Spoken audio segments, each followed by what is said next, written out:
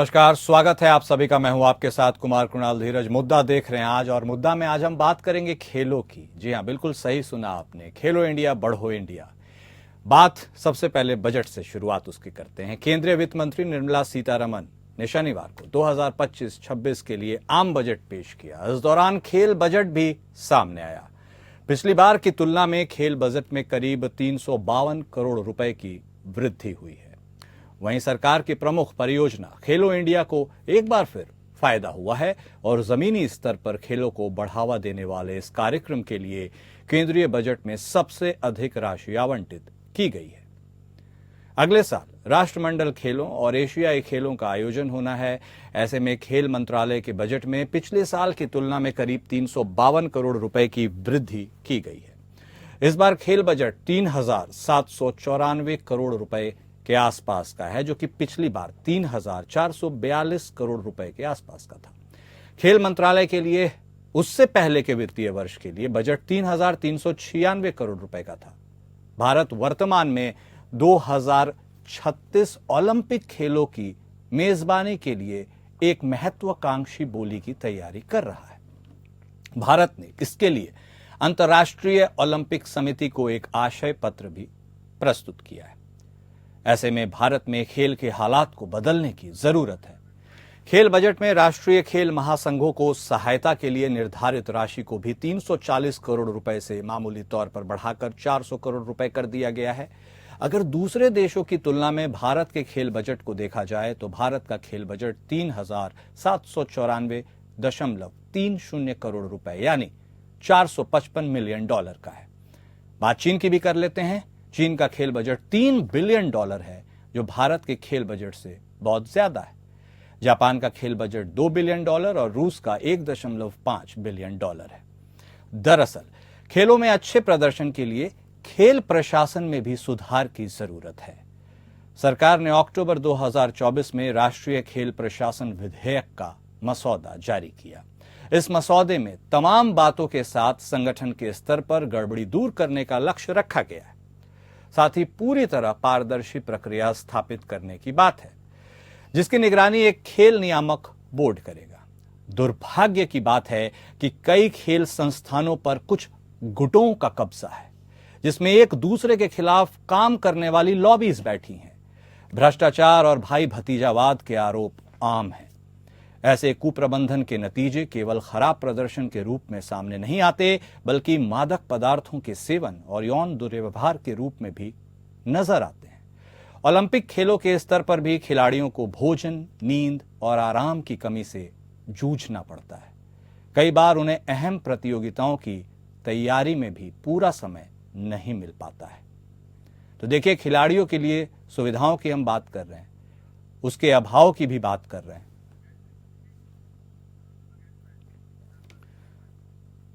और यह देखना भी दिलचस्प है कि कई देशों का खेल बजट हमसे कहीं ज्यादा है। भारत विश्व का सबसे बड़ा लोकतंत्र है, सबसे बड़ी आबादी वाली हम देश हैं, लेकिन अन्य देश हमसे खेल बजट में बहुत आगे हैं।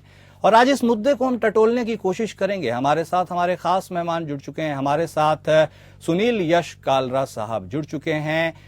आप फाउंडर हैं सर क्रिकेट प्रेडिक्टा के, बहुत स्वागत है आपका। हमारे साथ मनोज चतुर्वेदी साहब भी जुड़ चुके हैं। आप वरिष्ठ खेल पत्रकार हैं। आप दोनों खास मेहमान का स्वागत है। सबसे पहले कालरा साहब, आप ही से शुरुआत करते हैं। अब देखिए, बात खेल की करते हैं ना, तो आम लोगों के जुबान पर खेल का मतलब इंडिया में सिर्फ क्रिकेट ही होता है। कोई माने ना माने, हम बात सिर्फ क्रिकेट की करते हैं। क्रिकेट के खिलाड़ियों को बेहतरीन सुविधाएं, उनके जिंदगी लाइफस्टाइल को यदि देखा जाए तो सेलिब्रिटी स्टेटस, भरपूर पैसा, और एक वो भी व्यक्ति है सर जो धावक बनना चाहता है, दौड़ना चाहता है, खो खो खेलना चाहता है, कबड्डी खेलना चाहता है, फुटबॉल खेलना चाहता है। इतनी बड़ी खाई है सर हमारे देश में, इसको कैसे पाटा जाएगा? और जो सबसे बड़ी चुनौती आपको लगता है आज के इस प्रतिस्पर्धी दौर में हमारे खिलाड़ियों के लिए, वो क्या है? सबसे पहले ओपनिंग कमेंट कालरा साहब आप ही से। आपने एक बहुत अच्छा वर्ड यूज किया है, गुटबाजी काफी है स्पोर्ट्स फेडरेशन की। ओवर द इयर्स क्या करते आए हम लोग पैसे इन्वेस्ट करते आए हैं इसके ऊपर, फेडरेशंस के ऊपर, 60 70 80 फेडरेशंस के ऊपर हम लोग डिटेल में हर साल उनको पैसा देते हैं। ऊपर से उनसे आप कहते हैं कि आप नेशनल्स कराइए, स्टेट लेवल कराइए, सब जूनियर कराइए, वेरियस कैटेगरीज कराइए, वो पैसा वहीं पे खर्च हो जाता है। नाउ क्या वो मेडल के हिसाब से वो ग्राउंड लेवल पे काम हो रहा है? The answer is no. अब टाइम आ गया है, जो टॉप स्कीम ये फॉलो कर रहे हैं सरकार, जो बड़े बड़े प्लेयर्स को बुला के उनको 40-50 प्लेयर्स को वेरियस उसमें कर रहे हैं, आप निचले स्तर पे आप कैटेगरी वाइज अपनी स्पोर्ट्स को कर लीजिए और आप देखिए मेडल्स कैसे इंडिया के उसी तरीके से बढ़ेंगे। अगर आप खो खो में कर रहे हैं, बट खो खो आपका ना ही ओलंपिक स्पोर्ट है, ना ही आपका उसका कोई और प्रतिस्पर्धा होगी। हाँ, आपके लिए स्पेक्टेटर स्पोर्ट तो जरूर रहेगा, बट टेलीविजन स्पेक्टेटर और ओलंपिक बिल्कुल डिफरेंट है, क्योंकि आपको जहनी तौर से 2036 के ऊपर ध्यान देना है जी। 2036 के अंदर हिंदुस्तान को मेजबानी करनी है, तो आज से अगर हम काम करेंगे, इनफैक्ट हम 4 साल ऑलरेडी लेट हो जी। गए, तब जाके आपके पास मेडल्स आएंगे जी। बिल्कुल। और लेट्स टॉक टर्म्स सर, एक और सवाल आप ही से। हम बात बजट की कर रहे हैं, 353 करोड़ रुपए का इजाफा है पिछली बार से। स्पष्ट सवाल, is this enough for our country, या और भी कुछ हो सकता है? आप उसको किसी चाइना जापान से अगर आप उसको कंपेयर करेंगे तो चाइना हमारे से 8 गुना ज्यादा है in terms of sports spending every year. $3 billion की उसकी स्पेंडिंग है। हिंदुस्तान की कितनी है? अभी हमको ये 3,000-4,000 करोड़ काफी ज्यादा अच्छे लग रहे हैं, बट आप बेसिक उसमें देख रहे हैं जितना ये डिस्ट्रीब्यूट होता है आपस में जाके, उसके पास आपके कोई वो नहीं रहता कि टैलेंट स्काउटिंग करें। आज नीड क्या है कि बेसिक ग्राउंड लेवल पे आप टैलेंट उठाएं और टैलेंट को एग्जीक्यूट करें। अनफॉर्चुनेटली ये हिंदुस्तान में नहीं हो रहा। दूसरी बात रही ये जो गुटबाजी आपने कही, ये बहुत अहम बात है। आपको फेडरेशंस को देना पड़ेगा 70 साल से 50 साल। आपको पता है एथलेटिक्स वाली काफी पुरानी है। आपको पता है अगर एक प्लेयर स्विमर आप तैयार करते हैं तो उसको 10 पॉसिबल मेडल प्रोस्पेक्ट है, बट जैसे मनु भाकर का हुआ है कि 4 उसमें compete किया उसने और जीत गई 2 मेडल्स। आपको वैसे प्लेयर्स निकाल के लाने हैं कि आपको अलग अलग उसमें करना है, ये नहीं कि आप एक आबिद सा स्पोर्ट उठा लो। और देखिए इंपॉर्टेंट बात रही है, स्पोर्ट भी बदले हैं ओलंपिक्स के अंदर। अगली बार क्रिकेट है, क्रिकेट से आपको मेडल पक्का है वुमेन एंड मेंस में। रही बात ब्रेक डांसिंग, वहां पे ब्रेक डांसिंग एक स्पोर्ट बन गया, वॉल क्लाइंबिंग एक ओलंपिक स्पोर्ट बन गया। क्या आपके पास इतनी वो वेयर विथ ऑल है उसको हैंडल करने का? The answer is no. Exactly, आपको उसी हिसाब से चलना पड़ेगा। एब्सोल्युटली। अब देखिए चतुर्वेदी साहब भी हमारे साथ जुड़े हुए हैं। चतुर्वेदी साहब, आपको तो स्पोर्ट्स कवर करने का अच्छा खासा अनुभव है, आपने बहुत कुछ देखा है। वो ऐसे क्या फैक्टर, उस पर तो मैं आऊंगा, लेकिन एक इंपॉर्टेंट फैक्टर अभी की बात कर लेते हैं, प्रिटी रेलेवेंट। 38वें राष्ट्रीय खेलों का आयोजन और उसके ऊपर एक बदनुमा दाग। मेडल बिक रहे हैं, 3 लाख, 2 लाख, 1 लाख। ताइक्वांडो की ओर मैं इशारा कर रहा हूं। इतनी बड़ी गेम्स और इतनी बड़ी चूक, ये क्या मैसेज देगा सर भविष्य में आने वाली खेल से जुड़ी हुई पीढ़ियों को? हम हर कुछ खरीद सकते हैं क्या? हम उस भावना को भी खरीद सकते हैं क्या? चतुर्वेदी साहब, देखिए इस तरह की समस्याएं तो हमेशा से रही हैं, मतलब खेलों के साथ जुड़ी रही हैं। पर फिर भी अगर आप देखें तो मतलब पिछले कुछ सालों में कुछ सुधार तो हुआ है ना।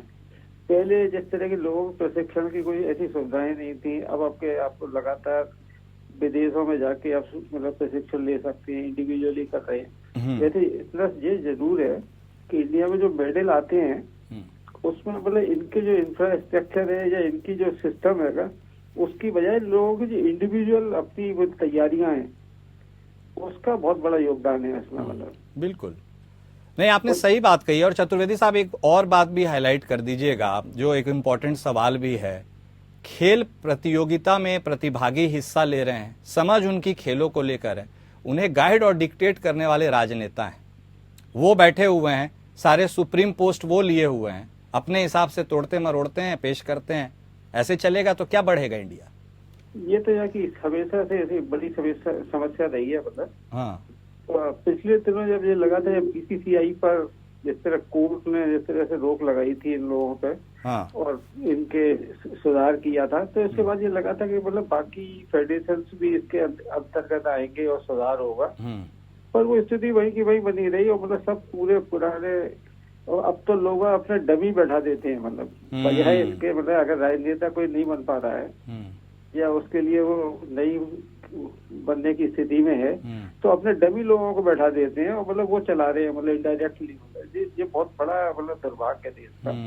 इसमें तो मतलब खिलाड़ियों का पार्टिसिपेशन ज्यादा से ज्यादा हो, मतलब फेडरेशन में बिल्कुल वो इनकी समस्याओं को ज्यादा समझते हैं। तब तक ये इस तरह का सुधार नहीं होगा, तब तक हम लोग ओलंपिक में 5-6 मेडल जीत के खुद होते रहेंगे। मतलब हाँ, जो मतलब चाइना और जो 100 मेडल जीतते हैं लोग, नहीं सही कह रहे हैं मतलब उनके हम लोग 5-6 मेडल पे ही खुश हो जाते हैं और पूरा देश में खुशी की लहर दौड़ जाती है कि हाँ। 1 गोल्ड आ गया, 2 सिल्वर आ गए, 3 ब्रोंज आ गए। तो बिल्कुल। मतलब इस तरह से इससे ऊपर निकलना होगा। नहीं, और यही तो दुर्भाग्य है ना सर, और विडंबना भी यही है कि हम सबको पता है क्या होना चाहिए, लेकिन होता कुछ नहीं। अब देखिए कालरा साहब, एक इम्पॉर्टेंट सवाल यह भी निकल कर आता है। देखिए हम पॉलिटिक्स की बात खूब करते हैं हमारे देश में, पॉलिटिकल डिनेस्टीज की बात करते हैं, वंशवाद की बात करते हैं, नेपोटिज्म की बात करते हैं। खेल थोड़ी ना छूता है उससे, खेल में भी तो खूब नेपोटिज्म है। तो यदि इस तरह की प्रक्रियाएं, आप इसको कितना बड़ा फैक्टर मानते हैं? और जो मैंने जो इम्पोर्टेंट पॉइंट हाईलाइट किया था चतुर्वेदी साहब के सामने, ये जो राजनेताओं के घालमेल वाली बात, उस पर भी आप अपना जरूर टेक दीजिएगा सर। देखिए सबसे पहली बात है, एथलेटिक्स फेडरेशन ऑफ इंडिया आज कौन चला रहा है? आपको कलमाडी की अभी भी वो चली रही है, उसमें चाप ललित भनोट साहब के थ्रू चल रहा है। आदिल सुमारी वाला ने जो किया वो किया।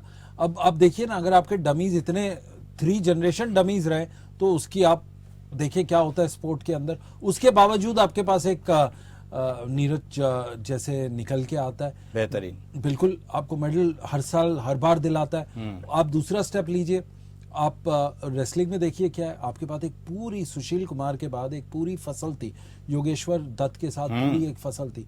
चक्कर है, एक अब पॉलिटिक्स में चले गए, दूसरे जेल में चले गए। अब आपके पास वो क्या है, सडनली एक पूरा आपके पास टैलेंट पूल था, जो वर्ल्ड क्लास बीटर था, वो भी खत्म हो गए, क्योंकि आपके रेसलर्स ने भी खेमे बदल लिए, क्योंकि उनको पता है कि पॉलिटिक्स में जाएंगे तभी हमारा फायदा होगा, क्योंकि उनको मनमानी करनी है। प्लेयर्स भी इसमें गलत है।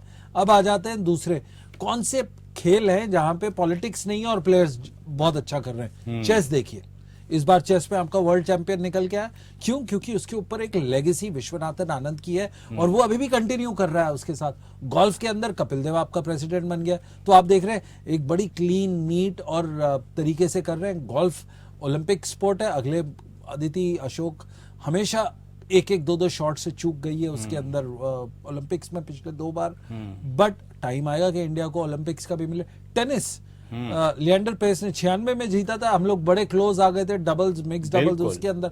तो जहां जहां फेडरेशन का और फेडरेशन के ऊपर पॉलिटिक्स का हाथ नहीं है, वो स्पोर्ट्स आप देखिए ज्यादा अच्छा कर रहे हैं। बनस्पत एथलेटिक्स के, रेसलिंग का सबसे बड़ा बुरा हाल है मेरे ख्याल से। तो ये हमारी आंखों के सामने तो जनाजा निकल रहा है रेसलिंग का और रेसलिंग मेडल प्रोस्पेक्ट्स का। और देखिए हम बात किस करते हैं, गुकेश कितना अच्छा उसने खेला, इतना अच्छा उसको वार्म वेलकम रिसीव हुआ, और उसी से हमें पता चलता है कि ट्रांसपेरेंसी नाम की जो चीज है, यदि वो हो संभवतः, तो हम आगे बढ़ेंगे। कालरा साहब, अब देखिए क्या बेहतरीन कोइंसिडेंस हम इसे कहा जाए कि हम जब बात करते हैं खेलों की ना, तो सबसे पहले बात होती है क्रिकेट की और सिर्फ क्रिकेट की। क्रिकेट हमारे यहाँ एक धर्म की तरह इसे माना जाता है। अब देखिए ये भी इंटरेस्टिंग है कि महिला सशक्तिकरण की बात देश करता है, और यह भी इंटरेस्टिंग है अंडर 19 T20 वर्ल्ड कप का रिजल्ट। तो आप इस क्रिकेट की लोकप्रियता, महिलाओं की भागीदारी और उसके बाद महिलाओं का रास्ता राजनीतिक गलियारों तक पहुंचना, इन सारे चीजें जो हैं ये किस ओर इशारा करती हैं कालरा साहब? अब आपको बड़ी अनफॉर्चुनेट बात है, अगर आप देखें जितने भी मेडलिस्ट हैं आपके, आप लिएंडर पेस देखिए, ओलंपिक मेडलिस्ट बहुत बड़े, वो तृणमूल की सीट से वो गोवा में लड़े। फिर आप आ जाओ साइना के पास, साइना बीजेपी में इन्वॉल्व है। करेक्ट। योगेश्वर दत्त कैंपेन करता है, वो फुल टाइम पॉलिटिक्स राजनीति में। ऑल द बेस्ट, कर रहे हैं, अच्छा कर रहे हैं। सुशील भी एक कांग्रेस के क्लोज थे।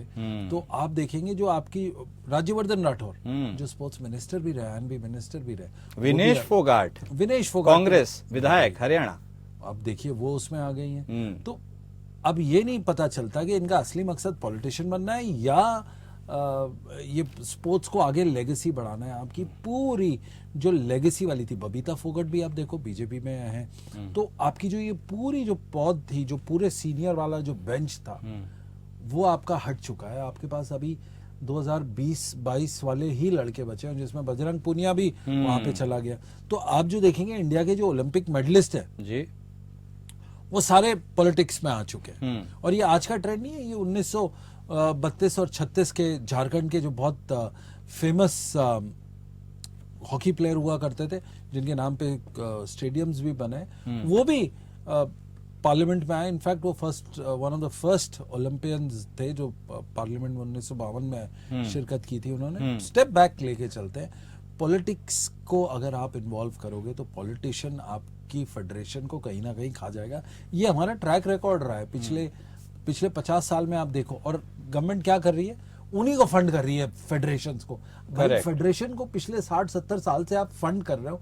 इंडियन एथलेटिक्स और इंडियन हॉकी फेडरेशन तब से जारी है जब से हिंदुस्तान की आजादी भी नहीं हुई थी। आप 24 और 26 और 28 1900 की बात देख लें, 100 साल हो गए इनको, वो तब से जारी है। आप इनको फंडिंग पे फंडिंग किए जा रहे हो अपने पैसे काट के, बट उनके रिजल्ट्स का है क्या टाइम नहीं आ गया उनको बोले कि आप बताओ आप कर क्या रहे हो, हर साल फंडिंग क्यों करते हैं? आप ऐसा काम क्यों नहीं करते कि जिससे आपको पैसा वापस आप खुद रेस करें इंडिपेंडेंटली? कंपनीज का भी तो यही हाल होता है। आप लॉस मेकिंग कंपनीज कब तक रहेंगी, कब तक आप फंड्स पे रहेंगे? इसी हिसाब से मैं आपको दूसरा एग्जांपल देता हूं जो वुमेन्स अंडर 19 क्रिकेट का था मलेशिया में।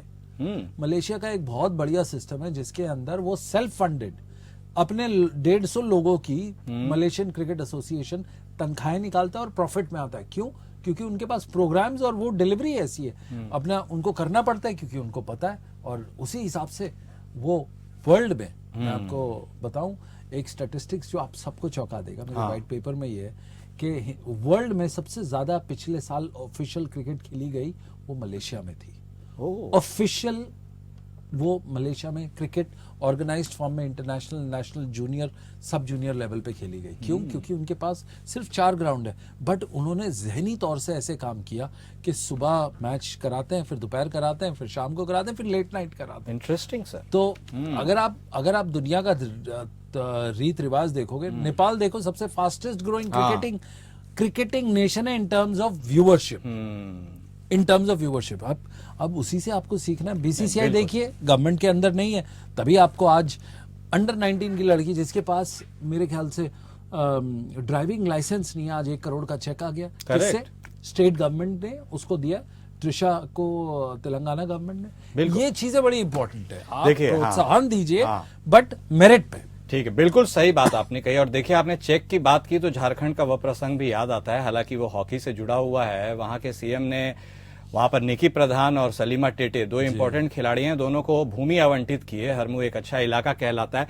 अब इसी से मेरा सवाल चतुर्वेदी साहब आपसे रिलेटेड है। इस जिक्र करने का यह मकसद है, क्रिकेट अपनी जगह है, लेकिन अन्य प्रतिस्पर्धाओं से जुड़े खिलाड़ी क्या इतने खुशनसीब हो सकते हैं जितने क्रिकेट से जुड़े खिलाड़ी है? हर कोई विराट कोहली, हर कोई महेंद्र सिंह धोनी तो नहीं बन सकता, कुछ और भी बनना चाहता है। स्पष्ट सवाल है सर, क्या क्रिकेट के अलावा भी भारत में स्पोर्ट्स है? कुछ गिने चुनों को छोड़ दें तो। नहीं, वैसे अगर देखें तो क्रिकेट का तो बात समझ में आता है। तो क्रिकेट के लिए असल में ये कहते हैं ना कि जो बिकता है वही दिखता है। हाँ, है ना? तो क्रिकेट दिखता है वो, क्योंकि मतलब पूरी दुनिया की क्रिकेट को गवर्न कर रहा है, मतलब इंडिया। क्योंकि सारा विज्ञापन जो है इंडिया से है। बिल्कुल। तो इंडिया जो चाहता है वो क्रिकेट में हर चीज होती है। हाँ। पर बाकी खेलों के संग ऐसी स्थिति नहीं है। पर फिर भी देखें, आपके हॉकी, बैडमिंटन, बॉक्सिंग, इनने काफी लोगों ने आईपीएल जो आई असल में, आईपीएल की तर्ज पे इन लोगों ने भी अपनी लीगें की, मतलब प्रोफेशनल लीग। तो उससे इन लोगों को थोड़ा फायदा हुआ। बैडमिंटन में जैसे काफी खिलाड़ी निकले, काफी अच्छा नहीं हो रहा। बॉक्सिंग में काफी हम लोग विजेंदर के बाद से काफी थोड़ा बहुत मतलब फर्क आया। उनके हुआ इस तरह से, मतलब टेनिस में भी है। हॉकी में हम लोग अभी हाल में ही फिर से लीग चालू किया है इन्होंने। पहले बंद हो गई थी पर दोबारा फिर से चालू कर दी लीग। तो थोड़ा फर्क हो रहा है। पर ये फेडरेशंस को जवाबदेह बनाना पड़ेगा असल में। बिल्कुल बिल्कुल। कालरा साहब, आप कुछ संभवतः कहना चाह रहे हैं? आते हैं चतुर्वेदी साहब आपके पास। और मुझे ना महेंद्र सिंह धोनी भी याद आते हैं। संभवतः बनना चाहते थे फुटबॉलर, बन गए क्रिकेटर, और क्रिकेट में क्या खूब चमके। कालरा साहब देखिए, सबसे पहली लीग हिंदुस्तान में जो आई थी वो थी प्रीमियर हॉकी लीग, हाँ। जो आपकी हॉकी की थी। 2005 की बात कर रहा हूँ। हाँ। 2007 में जब आपने वर्ल्ड कप जीता T20, उसके बाद 2008 में आपकी क्रिकेट की लीग आई है। क्या क्रिकेट की लीग का आप मॉडल नहीं फॉलो कर सकते थे? हॉकी ने इतना अच्छा शुरुआत की पर फिर बंद हो गई, हाँ। फिर शुरू हुई दूसरे नाम से, फिर बंद हो गई। हॉकी इंडिया लीग के नाम से शुरू हुई, फिर बंद हो गई, फिर शुरू हुई। तो ये स्टार्ट स्टॉप ये कोई गाड़ी थोड़ी है जो बगैर पेट्रोल चलेगी। आपको उसके अंदर एक टेम्पलेट आपके पास साफ है कि बीसीसीआई ये कर रहा है। क्यों? क्योंकि बीसीसीआई को पता है ये एक फेडरेशन पैसे नहीं लेती बीसीसीआई हिंदुस्तान की। वो इनफैक्ट वो कभी कभी उनको वापस भी दे देती है, कहती है लो आप अपने ओलंपिक्स के लिए करो। तो आपको बिल्कुल जवाबदेही, मनोज साहब ने बिल्कुल ठीक कहा, कैसे कब बनाएंगे और कौन बनाएगा।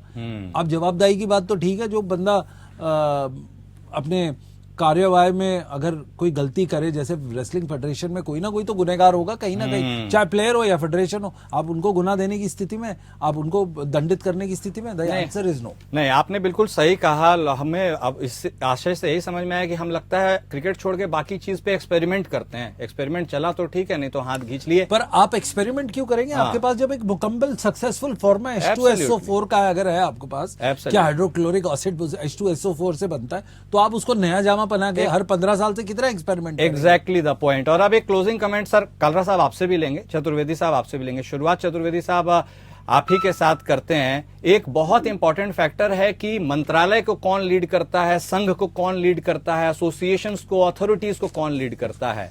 आपको लगता है कि यह जो एंटिटी है इस पर खिलाड़ियों का प्रभुत्व और कब्जा ज्यादा होना चाहिए? ऐसे लोग जब इसमें शामिल हो जाते हैं जिन्हें इसके बारे में एबीसीडी पता नहीं, तो खेल का क्या ही भला होगा? सबसे पहले चतुर्वेदी साहब आपसे, कालरा साहब आपके पास। हाँ, मतलब पिछले सालों में कुछ सुधार हुआ है, जैसे मतलब इस क्षेत्र में, क्योंकि हॉकी में जैसे अपना फुल बैक जो उनके दिलीप तिर्की हैं, वो मतलब प्रेसिडेंट हैं, इस तरह से कुछ और खेलों में भी आए हैं। पर मतलब हर खेल में कम से कम 2 पोस्टें मेन जो है प्रेसिडेंट सेक्रेटरी, अगर खिलाड़ियों को दी जाए तो वो उनकी समस्याओं को ज्यादा अच्छे से मतलब समझते हैं। और जो एक आप शुरुआत में बजट की बात कर रहे थे, इसमें एक बहुत बड़ी, चाहे कितना भी बजट हो, इनका मोस्टली बजट तो जैसे ये साई है, इनके मतलब जो सैलरी वगैरह इसी में चला जाता है। मोस्टली बजट जो है वो तो उसमें खर्च होता है, साई की तनख्वाहें देने में लोगों की। बिल्कुल। तो असल में यह इसलिए सुधार नहीं हो पाता। बजट आप कितना भी कर रहे हैं, पर इनको इसलिए हर जब भी एशियन गेम्स हैं या बड़े गेम्स आते हैं तो एक्स्ट्रा बजट रखना पड़ता है। नहीं, सही तो बात। यहाँ का ज्यादातर 40-50% बजट तो इनकी तनख्वाहों पर खर्च हो जाता है। बिल्कुल बिल्कुल सही। और आप इशारा कर, हाँ नहीं सही, एकदम वैलिड पॉइंट है और यही सबसे जेन्युइन पॉइंट भी है। शीत को लेकर के आगे बढ़ना चाहिए। कलरा साहब इसी के ऊपर एक क्लोजिंग टेक आप भी दे दीजिए, क्योंकि एक और मेरे मन में बात आती है। मनसुख मांडविया साहब हमारे खेल मंत्री हैं, ये पिछले टेन्योर में स्वास्थ्य मंत्री थे, और राज्यवर्धन सिंह राठौर साहब जो खेलों से जुड़े थे अब वो कहीं और है। आपका क्लोजिंग टेक्स।